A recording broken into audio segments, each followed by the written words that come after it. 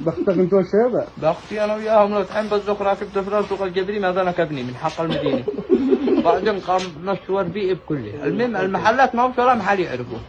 وصلنا سوق الجبري احاسبك الا تريع لي قوام ريع لكم. لا جاي يغريني خذ جابوا 1000. قلت له انا مستعجل جاي حاسبني. ها والله ما اكلني غير ب30 سلطه.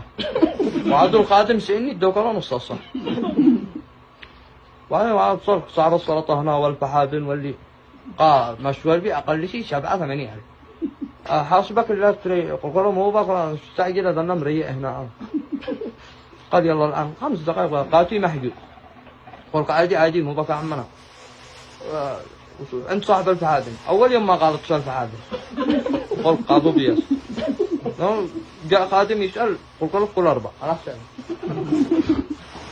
صاحب السلطة فعل زبادي زلق رياء في الساعة 11:30 12:30. أمانة على مقوت اليوم. وبعدين مدرك مصيح يا راكب. ها نكبني يا أخي. قال متر مرون عند أصحاب السلطات. صاحب السلطة زيد الزبادي والله ما جزعت. ما صاحب الفحادن قاكان نكمل يشتي يروح يجيب قولي فك الجمجمة. رجع ببليس مو باك كان فحادن دجاج ما نشكداش. عادك تتمهرج. وعادي يقول للزبائن لكم انا ما نشب شيء عادي يتجمل ياكل الاقدام.